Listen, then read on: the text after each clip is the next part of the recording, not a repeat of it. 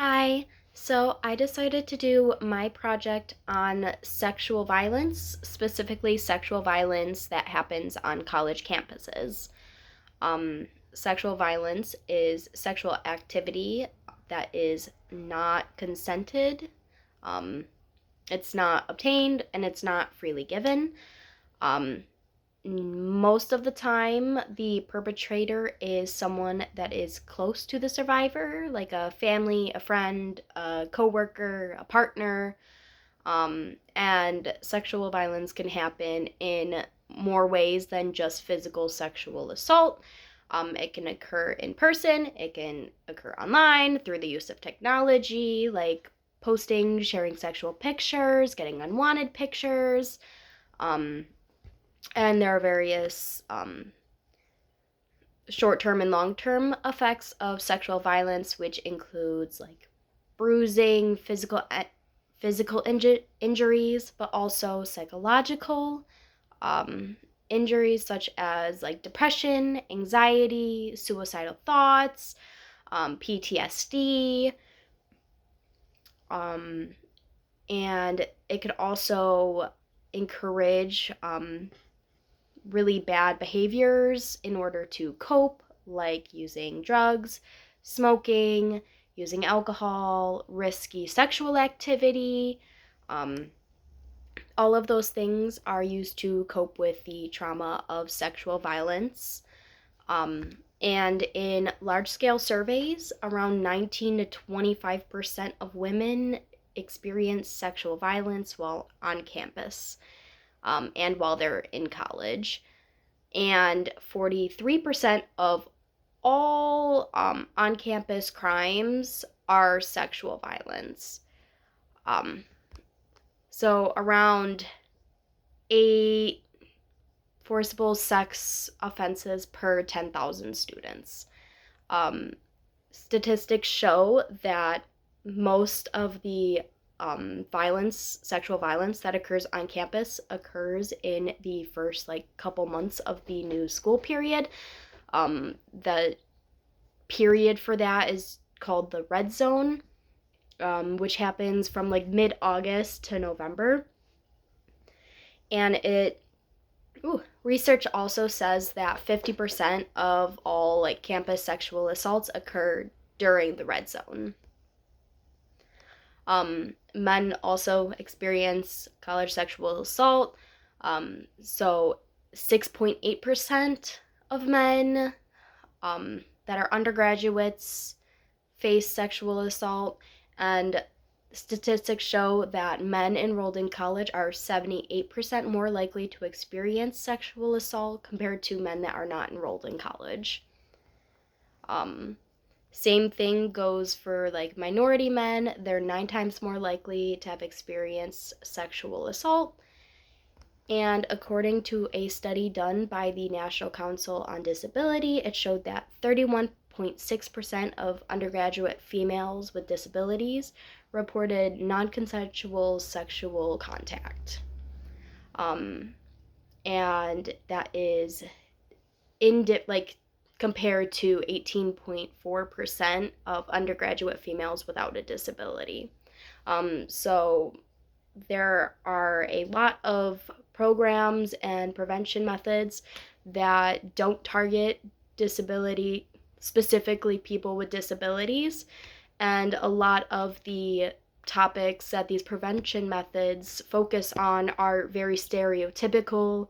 Um, they don't take into account real life situations. Another study was done with 21 or 28 college campuses from PA to West Virginia.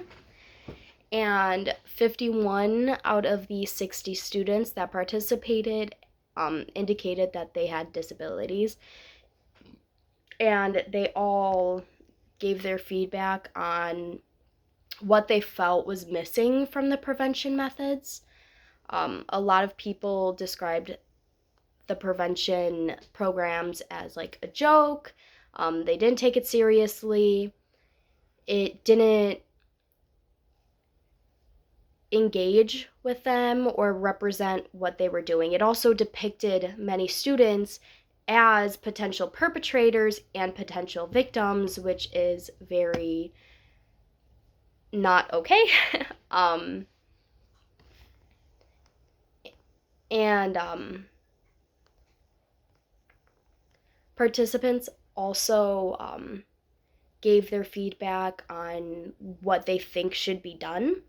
A lot of them said that there should be more like small group discussions so there could be more openness, more comfort for the students, um, more complex topics and situations, because studies have found that it's not just one size fits all. There are multiple different actions and scenarios that kind of mesh together that make that situation occur.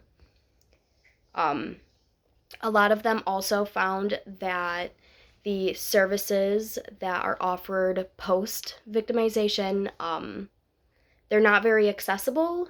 They're not known about it, so many people don't even know that they exist if there are any.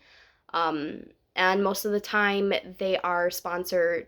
They're shown at the beginning of the semester and not throughout the semester, which is very detrimental. There are also, there's not a lot of studies on implementing these situations, but there's like studies showing similar situations.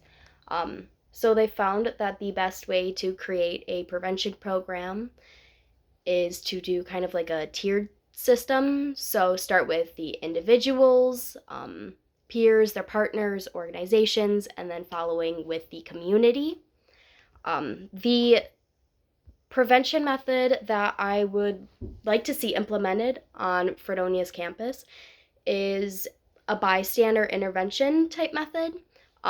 One such method is called Bringing in the Bystander.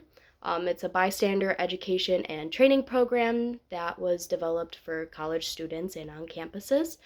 It addresses multiple of the concerns that were cited in the previous study, and it's held in like 1 to 3-ish sessions for like 4.5 hours.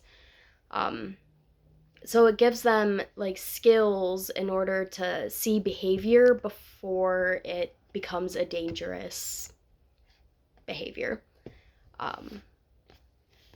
It's hard to measure sexual violence after having these programs, but after like a couple weeks or after some period of time, it is shown that people have more knowledge about sexual violence on campuses and more understanding of the nuances of the situation and what actions can lead to it and how to mitigate that.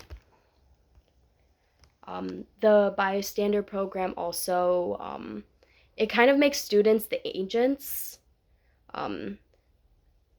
of like the prevention methods, so they can see the risks, see the situations or the words or certain actions that might lead to sexual assault or sexual violence, and allow them to kind of step in somewhere that maybe it's not happening to them, but maybe it's happening like at the bar or at a party with their friends. It's cited that a good prevention program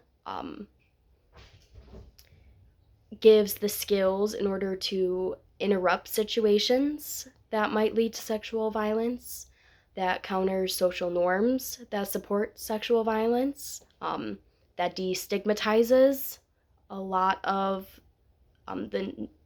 destigmatizes sexual violence, allowing more people to feel comfortable like going for help and seeking help. And last, gives them skills to support those that have experienced sexual violence. I think that would be extremely beneficial to Fredonia.